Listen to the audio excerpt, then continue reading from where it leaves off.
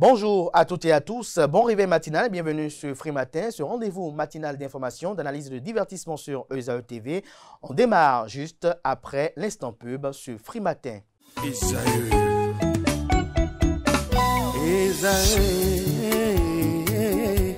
Vous recherchez une école de référence pour une double formation universitaire et professionnelle de qualité? Voici l'opportunité à ne pas rater. L'École supérieure d'administration, d'économie, de journalisme et des métiers de l'audiovisuel ESAE vous offre des programmes d'enseignement en licence et en master orientés vers l'emploi qui font d'elle une référence à travers les filières de l'administration générale et territoriale, l'administration du travail et de la sécurité sociale, droit, diplomatie et relations internationales, administration hospitalière, universitaire et intendance, journalisme et métiers de l'audiovisuel et toutes les filières des sciences de gestion. Une seule adresse, www.esae.bj.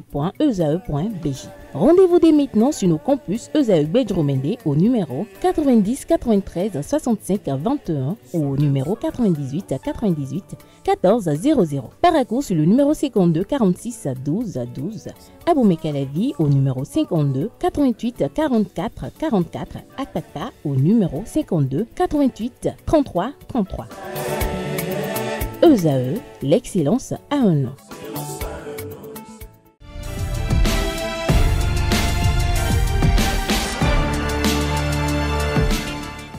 Bonjour à nouveau, chers amis internautes. Nous démarrons cette une des journaux, comme il est de tradition sur ESAE TV, par le quotidien Maison, le quotidien béninois d'information générale et d'analyse L'Informateur, qui ce matin en manchette nous titre « Gestion des établissements publics, la copie totalement revue ».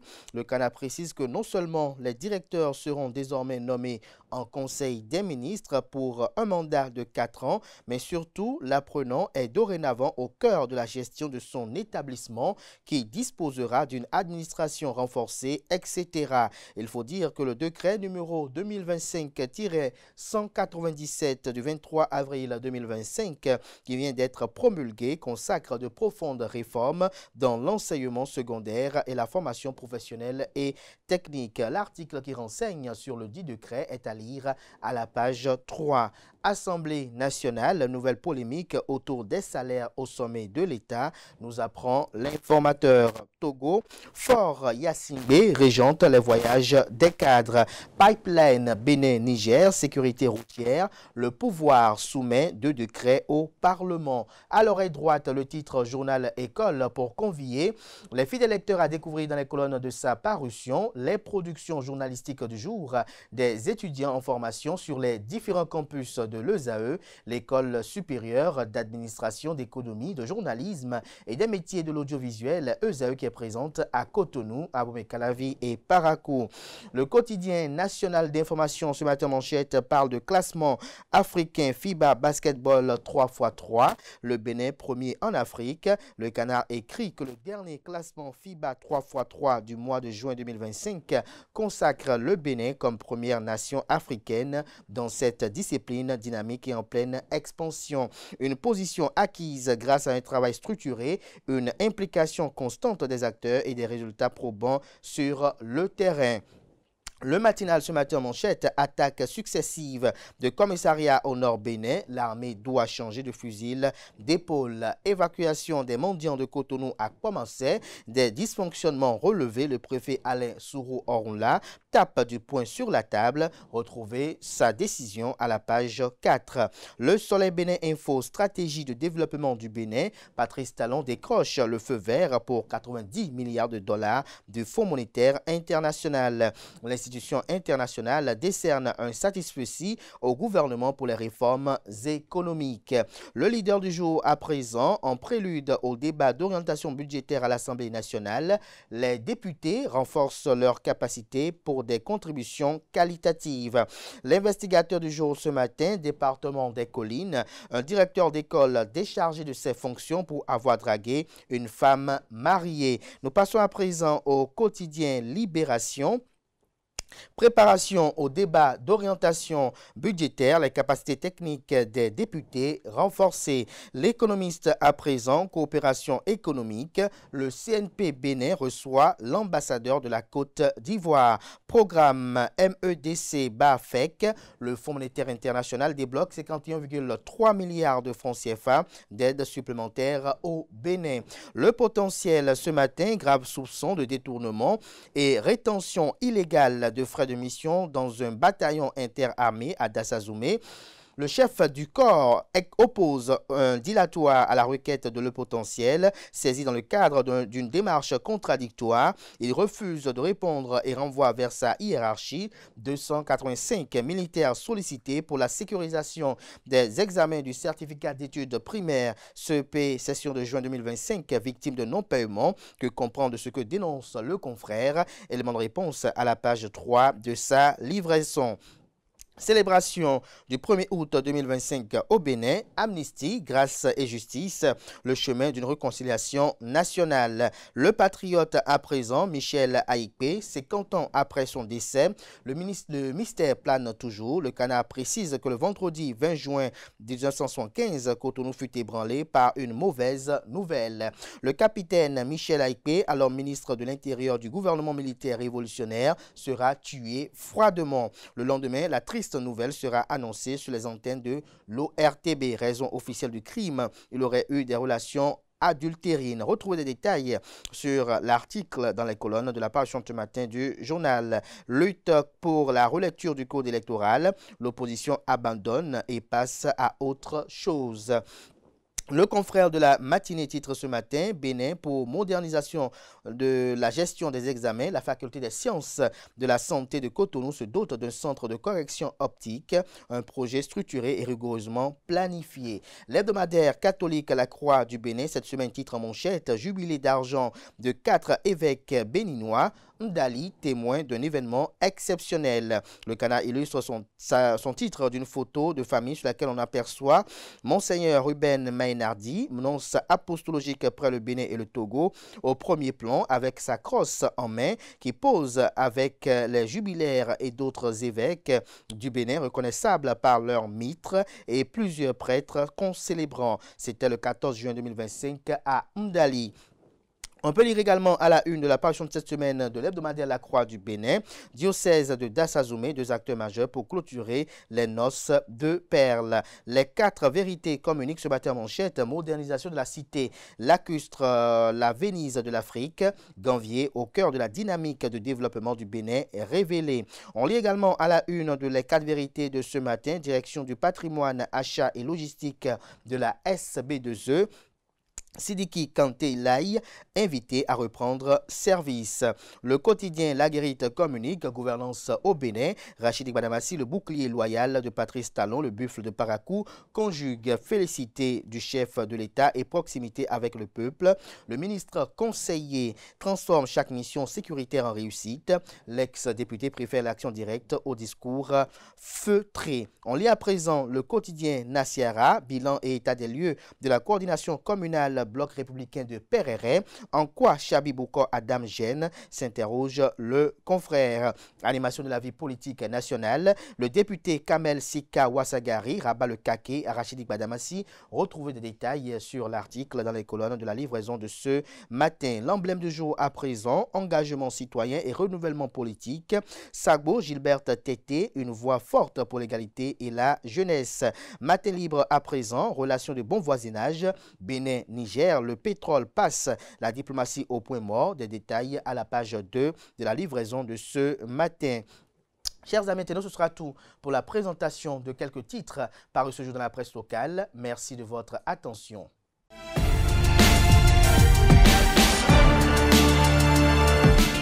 Bonjour mesdames et messieurs, bienvenue dans le bulletin matinal d'information. Depuis l'avènement en 2016 du gouvernement de Patrice Talon, il maintient le dialogue social permanent avec les partenaires sociaux. Ces échanges amènent à des solutions concrètes face aux revendications des travailleurs.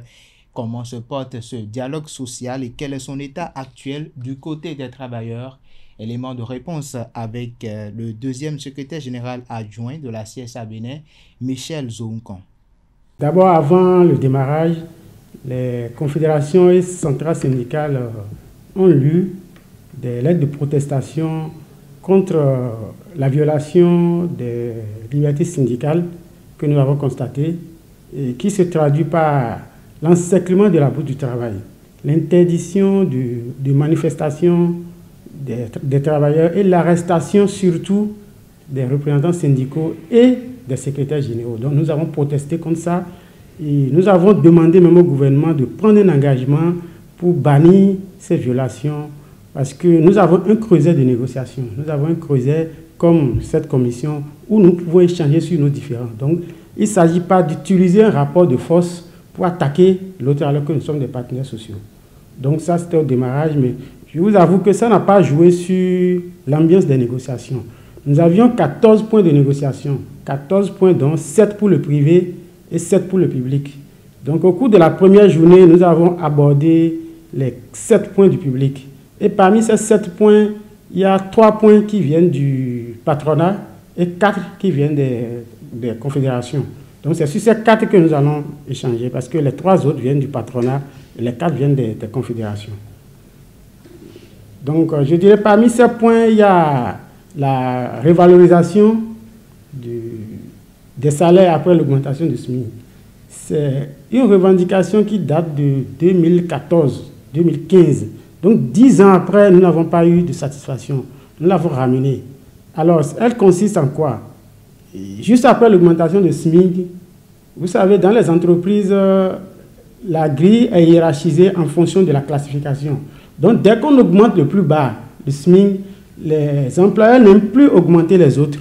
Donc, on veut juste augmenter le plus bas, alors que chacun est positionné dans la grille suivant ses attributions, suivant ses responsabilités. Donc, nous avons demandé à ce qu'on augmente, chaque fois qu'on augmente le SMIC, il faut que les entreprises fassent pareil pour les autres couches socio-professionnelles. Ce qu'ils ne font pas. L'État croit en la bonne foi de ses employeurs, mais malheureusement, ils ne le font pas. Ils ne le font pas. Ça date de 10 ans. Il y a l'augmentation de 2014. Il y a l'augmentation de 2022, sans que les autres couches ne puissent aussi bouger pour faire face à la cherté de la vie. Voilà le premier point. Et le second point se joint au premier parce que dans les entreprises aussi, il n'y a pas de convention collective. Il n'y a pas de... Dans plusieurs entreprises, bien sûr, il n'y a pas de convention collective. Il n'y a pas d'accord d'établissement. Donc, les employeurs gèrent les travailleurs à la tête du client. Donc, il faut un cadre formel. S'il y avait ce cadre, ça aurait pu régler le premier problème parce qu'au cours des révisions de ces accords d'établissement, on pouvait faire des augmentations. Ça pouvait avoir une incidence financière. Malheureusement, ça ne se fait pas. Donc, nous avons demandé une formalisation dans toutes les entreprises de ces accords d'établissement et conventions collectives. Et là, je pense que le gouvernement a cédé à cela, a donné des instructions pour que le ministre du Travail rencontre le patronat et que des accords d'établissement soient signés dans toutes les entreprises ou les conventions collectives. Donc voilà les 2 points que nous avons abordés sur les questions de rémunération. Après, il y a la question de l'ITS. Vous savez, l'ITS, c'est l'impôt qui est prélevé sur les salaires. Sur tout ça, c'est l'impôt qui est prélevé sur les salaires. Et c'est énorme pour les travailleurs. C'est énorme dans le mécanisme parce que c'est progressif. Plus vous montez en salaire et ça s'augmente. Ce qui fait que ça prend une bonne portion. À partir d'un montant, ça prend même 30%. Ça prend désormais les primes exceptionnelles, les dons en nature, ça prend tout. Donc ça ronge les salaires. Au même moment, ces travailleurs, déjà qui subissent l'ITS, qui rongent leur salaire, ils paient d'autres taxes, ils paient des taxes de maison, ils paient les taxes de véhicules, TVM s'ils en ont. Donc, le fait que ça ronge le salaire, nous avons demandé à ce qu'on revoie les mécanismes pour soulager les travailleurs. Et le pire, c'est le mécanisme d'abattement. Voilà, le mécanisme d'abattement, la mesure sociale d'abattement de l'ITS pour nombre d'enfants. C'est une mesure sociale qui est insérée pour que ceux qui ont plus de charges payent moins d'impôts. Mais malheureusement, le gouvernement est venu supprimer. Le gouvernement a supprimé ce mécanisme. Or, c'est une mesure sociale où un gouvernement de hautement social vient supprimer, ce qui fait que des gens ont perdu de l'argent parce que leur salaire a baissé. Plus la mesure est supprimée et ça a augmenté l'ITS, le salaire a baissé. Or, le salaire, c'est un acquis. Donc ça, ce n'est pas question de négociation. Nous avons demandé la restauration de cette mesure sociale d'abattement pour nombre d'enfants. Voilà. Et le dernier point, c'est concernant une loi, et ça concerne l'âge. Et sur l'âge, je pense que nous félicitons d'abord le gouvernement pour cette mesure, parce que c'est une des mesures sociales très ambitieuses. Et le décret portant obligation aussi de l'assurance maladie au Bénin. Mais il s'est glissé dans les articles 3 et 4 de ce décret une injustice où l'État demande aux employeurs du public, l'État même qui est employeur du public, l'État accepte de supporter l'assurance des retraités du public, de leurs familles, femmes, enfants. Et au même moment, dans l'article 4, l'État demande aux retraités du privé de souscrire eux-mêmes à cette assurance-là pour eux et leurs familles. Et donne même la possibilité d'aller faire ponction, d'aller prélever les primes sur leur pension. Ce qui devient une charge pour eux. Nous savons ce que valent les pensions au Bénin. Donc si le retraité du privé doit encore aller faire ponction sur sa pension pour régler les problèmes d'assurance, il ne peut pas survivre. Donc voilà, et nous avons demandé de corriger. Et là aussi, le gouvernement a demandé à reverser ça au ministère des Affaires sociales pour qu'on voit ensemble qu'est-ce qui s'est passé et puis comment on peut le corriger. Un groupe de députés du parti d'opposition, les démocrates, a saisi le gouvernement par le biais d'une question orale avec débat daté du 18 juin 2025. À l'initiative de cette démarche, l'honorable Biosika Abdel Kamel Ouassangari, appuyé par 12 autres parlementaires, demande des précisions sur les rémunérations des hautes autorités de l'État. La requête rendue publique le 19 juin à travers une publication sur la page Facebook du député Ouassangari vise à obtenir des éclaircissements sur le salaire, ou du moins c'est les salaires et les avantages accordés au président de la République, à la vice-présidente, au ministre ainsi qu'au préfet et les directeurs généraux d'agences publiques. Autre information à présent, mais dans le domaine de la sécurité routière, un dodan est un aménagement de la chaussée, une bosse ou encore une surévaluation, autant pour moi, qui sert à faire ralentir les véhicules. Il est généralement situé en agglomération sur des routes limitées à 30 km/h ou encore dans des zones spécifiques comme les aires de jeu, de repos ou les chemins forestiers. Dans l'élément à suivre, Lionel Tchiakpé, technicien supérieur en travaux publics, expose l'utilité de ces ouvrages au micro de Francis Fahami. Suivons ensemble. Pour évaluer l'état d'une chaussée, ça dépend de plusieurs paramètres. Il y a le volet entretien, si c'est déjà fait, volet entretien. Il y a le volet de ce que la route nous présente 5 ans après qu'ils ont effectué. Il y a aussi le volet trafic, le flux de la circulation. Donc, si tous ces paramètres étant donnés préalablement étudiés au laboratoire, définis, et ça rend compte qu'on rencontre à chaque fois qu'on circule sur cette route, ça donne encore le confort aux citoyens, c'est pas dégradé.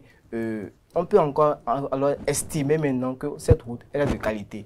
Donc il n'y a pas seulement le volet topo et géotechnique qui définissent la qualité d'une route. Il y a aussi le paysage. Hors de nos frontières, la Cour suprême malienne a annoncé donner jusqu'à la fin du mois de juin aux partis politiques pour justifier leur usage des subventions d'État. Celles-ci étaient accordées chaque année pour le bon fonctionnement des partis, mais cette vérification comptable intervient alors que les partis politiques sont officiellement dissous depuis le mois de mai. Et pour finir, réunis à Washington mercredi, ce 18 juin 2025, les experts congolais et rwandais ont paraphé un document préparatoire à un accord de paix sous l'égide des États-Unis. Un pas important qui doit désormais être validé par les ministres des Affaires étrangères des deux pays. Et leur signature est attendue le 27 juin avant une possible rencontre au sommet en juillet en présence du président américain Donald Trump. Et voilà, c'est tout pour les informations de ce matin. Bonjour à toutes, bonjour à tous, bienvenue dans l'actualité sportive du Bénin. Sonep Dadje Football Club s'est offert le Graal de la Ligue professionnelle saison 2024-2025 au terme de la finale qu'il a opposée à Coton Football Club mercredi dernier à Grand Popo. Le club d'Aplaoué s'est imposé au tir au but 5-3 après un match nul dans le temps réglementaire de 1-2 partout. Au terme de la partie, Yaya Kodé, entraîneur du nouveau club champion du Bénin, a livré ses impressions. Il est au micro de Anaël Do. Coton, ce n'est pas une petite équipe. Coton, c'est une équipe d'expérience. Donc, notre plan de jeu était clair. Il fallait, dans la première mi-temps, il fallait faire la différence. Et vous avez vu, on pouvait mener 2-0, 3-0 à la première mi-temps. Voilà, si les garçons avaient été plus réalistes. Donc, c'était le plan de jeu. Il fallait faire le match en première mi-temps. Et en seconde mi-temps, il fallait revenir dans un bloc médian, essayer de placer des contres, essayer de placer des attaques sporadiques. C'est ce que nous avons réussi à faire. Nous avons réussi à contenir l'adversaire. Malheureusement, le pénalty qui est arrivé vers la fin a tout remis en cause. Mais nous sommes restés solides, mentalement solides. Et au finish, nous remportons cette finale. C'est le travail. C'est le travail, c'est la rigueur, c'est le sérieux. Et on s'est privé de tout. On a fait des sacrifices. On a tout laissé pour cet objectif. On y croyait. On savait que pour pouvoir détrôner Coton, il fallait qu'on travaille. Il fallait qu'on travaille chaque jour, chaque minute, chaque seconde. Il n'y avait pas de repos. Nous n'avons pas eu de congé. Nous avons travaillé pendant les congés. Et les jeunes gens ont accepté. Ils ont accepté de faire ces sacrifices. Ils ont accepté de travailler. On finit premier de notre poule. Et aujourd'hui, on est sacré champion du Bénin. On rend gloire à Dieu. On rend gloire à Dieu parce que ça n'a pas été facile. Je suis heureux. Je suis fier de mes garçons. Je suis fier. Ils ont été courageux. Ils ont été héroïques. Ils ont été présents quand il le fallait. On a su par moments faire le deux rangs. Essayer d'ajuster l'adversaire. Je ne peux que dire bravo. Bravo. Je ne peux pas oublier ici la SONAB et le PCA et son conseil d'administration. Aussi, leur remercier pour leur soutien. Remercier également la DGS et Dieu aussi Kouché Oueda qui a tout fait, qui s'est battu pour qu'aujourd'hui Sonep Dadje soit champion du Bénin. Bravo, bravo, rien que bravo. À l'opposé, pas de couronne consécutive pour Coton FC. Le club phare de Ouida a perdu la finale de la Ligue Pro saison 2024-2025 contre Dadje FC. Au bout du suspense, 3 tirs au but contre 5 menés au score en début de match. À la 23e minute, Kadek Koné et ses coéquipiers ont rétabli la parité en toute fin de match avant de courber l'échine lors de la séance fatidique des nerfs. Kadek Koné, vice-capitaine des cotonniers, et son entraîneur Victor Zunka font le débriefing de la rencontre. Ils sont au micro de Lario Setondé à Djagbenon. Ouais, jusqu'au bout, on a poussé, on a égalisé. Et malheureusement, on est arrivé au tir au but. Le tir au but, c'est l'effet de jeu, hein. C'est une question de chance. Donc, l'équipe adverse sont restés concentrés du début qu'à la fin sur les pénaltys et ils ont remporté. Donc, c'est le football, hein. Bon, la prestation en première mi-temps, le coach avait demandé un bloc bas d'observer l'adversaire. C'était un peu timide. Et après avoir pris le but, c'est là on a essayé de pousser jusqu'à la fin, jusqu'à égaliser, aller au tir au but. Parce qu'arrivé c'était un moment, Dadje c'était à demi quand il ne pouvait plus jouer, il était cramé, il était fatigué. Donc moi je pense que c'est vrai un peu au tir au but, mais on n'a pas démérité, on a tout donné jusqu'à la fin. Bon, c'est une déception parce que, comme vous dites, on revient de loin. À la 7e journée, on était 13e, on a perdu contre Ayema à la maison. Et depuis cette date-là, avec aujourd'hui, puisque c'est un match nul, c'est une défaite au pénalty, on est à 24 matchs sans perdre. Donc c'était un super truc. Maintenant, il nous manquait la cerise sur le gâteau ce soir. C'est une finale. Donc dans une finale, c'est toujours très indécis. Et c'est le réalisme qui fait la différence. Et aujourd'hui, quand j'analyse ce match, un petit peu avec un peu de recul, ils ont l'occasion du 2-0 qui rate, c'est la seule occasion qu'ils ont du match. Il y a ce coup franc pour eux, ce pénalty pour nous. Mais il y a quand même derrière le sauvetage de leur gardien qui les laisse dans le match, puisque bon, il fait 3 arrêts extraordinaires. Nous, on court derrière le résultat. Et puis après, il y a la séance des tirs au but. Vous savez, ce n'est pas le manque de préparation. Ça fait pratiquement 10 jours que je faisais ça tous les jours à la fin de l'entraînement. Ça montre bien que même en répétant, même en étant présent, même en tirant des coups de pied arrêtés, eh ben, malheureusement, la sanction, c'est quand on joue. Et la sanction a été aujourd'hui. Alors le reproche qu'on peut faire à un joueur, ben, il s'est présenté, il est d'accord pour le tirer, donc ça fait partie du jeu. Par contre, quand il a été tiré le pénalty, il y a été avec nonchalant, il y a été en courant. Vous savez, c'est pas de bon augure. Chaque fois que tu vois des joueurs faire ça, la plupart du temps, ils ratent. Donc malheureusement pour nous, ben, leur gardien fait l'arrêt qu'il faut, elle tape le poteau, elle ne rentre pas. Et ben derrière, il y a la sanction. Déçu, certes, par la perte du titre, mais pas abattu. Victor Zonka et son capitaine retiennent le positif de cette grande finale de la saison 2024-2025 de la Ligue professionnelle de football du Bénin. Ils sont toujours au micro de cette ondée Larios à Diagbino. Moi, je peux dire qu'on a fait une très bonne saison parce que de là où on quitte, je sais pas, de la 12e, 13e place jusqu'à maintenant, ça n'a pas été facile. Ça n'a pas été facile. Donc, je tire le chapeau à mes coéquipiers, à tout le staff. Voilà quoi, c'est un peu ça. Il a fallu en début de saison gérer un peu beaucoup de petits soucis qui nous arrivaient, puisque bon, on avait changé de DG, on a changé de préparateur physique, il y a eu un petit peu des remaniements au niveau de la direction, donc il fallait prendre ses marques, il fallait repartir dans une autre dynamique. Malheureusement, ça n'a pas trop marché au début. Mais heureusement que les joueurs ont été super pros. On s'est remis en question, on a travaillé encore plus dur que ce que l'on faisait. Et on s'est remis sur une dynamique pour gagner la poule, de finir premier. Donc il y a eu des hauts et des bas, mais vous savez, le souci qu'on a eu toute la saison, ça s'est reproduit ce soir. Parce qu'on n'aurait jamais dû attendre les pénaltys pour gagner ce match. On a eu tellement de situations pour le tuer ou revenir au score et peut-être après le gagner. Donc c'est du regret, mais c'est du regret de courte durée parce que c'est des choses qui sont arrivées toute l'année. Et puis cette finale de la Ligue professionnelle de football du Bénin qui a donc connu son épilogue mercredi dernier. Nous étions à Grand Popo au thème de ce grand rendez-vous du football béninois. Soneb Dadje Football Club d'Akplahoé a été couronné donc champion au titre de la saison 2024-2025 face au triple champion Coton Football Club. Le club s'est montré très productif. Dadje FC champion du Bénin, Coton FC détrôné.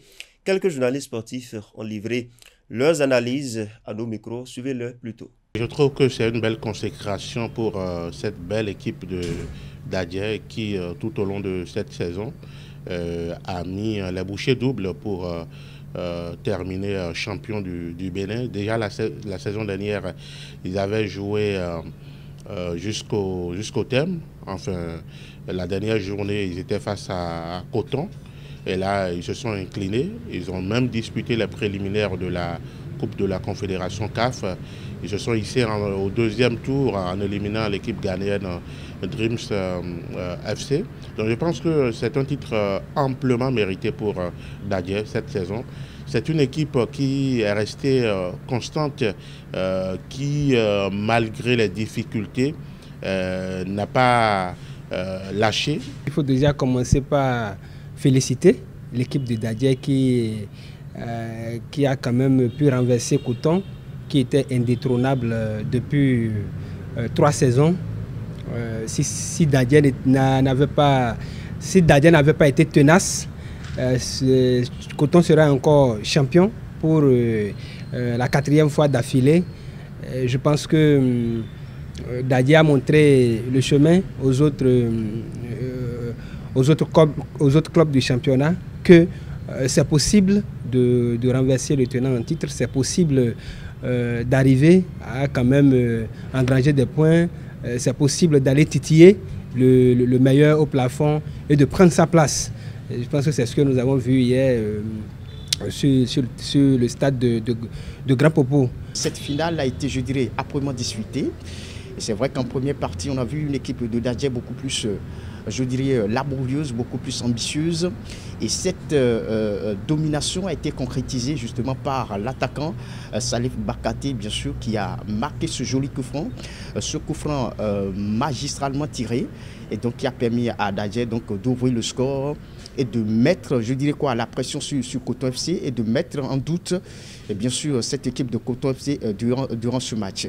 Et lors de la deuxième partie, eh bien, on a vu une équipe de Coton FC, je dirais, plus bonne que la première, plus tranchante que la première, et plus aussi, je dirais, plus offensive même que la première. Donc, pratiquement vers la fin du match, ils ont pu quand même obtenir un penalty qui donc leur a permis de parvenir à l'égalisation, d'égaliser ce but-là. Donc, ça a été une finale où je dirais toutes les deux équipes, chacune ont eu le mi-temps et l'ont concrétisé.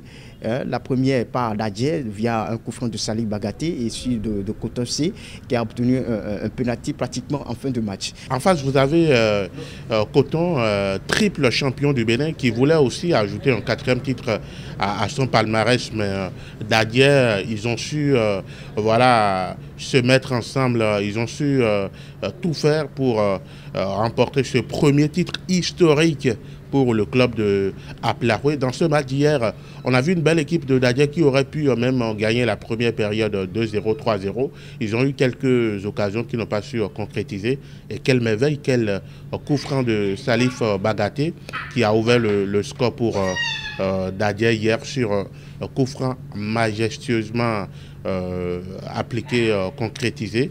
Après cela, il y a eu quelques occasions pour Coton, mais ils n'ont pas su concrétiser ces occasions. On a vu le coach de Coton, Victor Zonka, faire entrer voilà, des joueurs vifs pour dynamiser le côté. Mais ils n'ont pas pu parce qu'il y avait une belle défense de Dadje. Globalement, par rapport à cette rencontre, c'est vrai, on a vu du beau jeu, du beau spectacle, mais il faut quand même retenir que quand on prend la statistique des joueurs, ou du moins l'ensemble de la rencontre, ce n'est pas encore ça en réalité. Quand on suit les championnats au plus haut niveau, parce qu'il y a quand même beaucoup de déchets au niveau des attaques. Je veux parler de la finition, que ce soit du côté de Dadje ou que ce soit du côté de Coton. Et il n'y a pas eu beaucoup de finition hier, sinon on pouvait avoir plus de buts dans cette rencontre. Voilà, c'est tout pour l'actualité sportive dans cette présentation. Merci de votre attention.